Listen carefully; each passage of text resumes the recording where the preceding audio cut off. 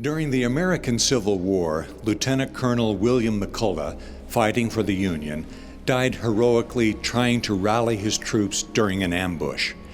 He was one of thousands who perished in that deadliest of American wars. But President Abraham Lincoln had a personal connection to this soldier. He had become acquainted with the McCullough family during his days as an attorney in Illinois, and the two men had served together during the Black Hawk War. So when Lincoln heard of Colonel McCullough's death, he felt moved to write a personal letter of consolation to his friend's 22-year-old daughter, Fanny. It was a tense, critical time for the president. The Union had just suffered a crippling defeat at Fredericksburg, and the question about whether or not to emancipate the slaves weighed heavily on Lincoln's mind. But he knew he had to reach out to Fanny, who, according to her family, had shut herself up in her room, refusing to eat, pacing the floor in violent grief. Lincoln knew much about grief himself.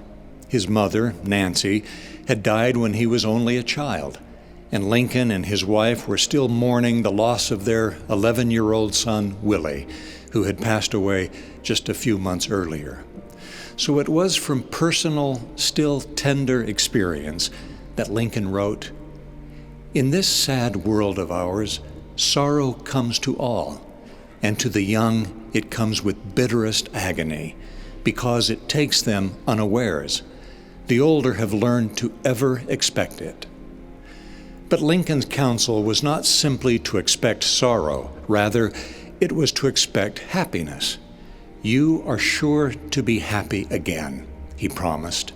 "The memory of your dear father, instead of an agony, will yet be a sad, sweet feeling in your heart, of a purer and holier sort than you have known before."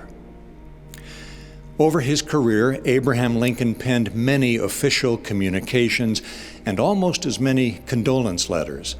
But this one stands out as especially gentle and compassionate, perhaps because it seems to come, as the signature line says, from a sincere friend, from one griever to another, from one who had experience enough to know what it feels like to grieve.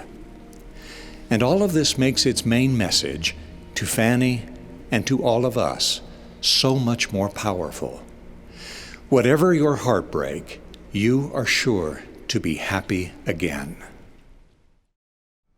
Joshua did the battle, it's the battle of Jericho. Joshua did the battle, it's the battle of Jericho. Joshua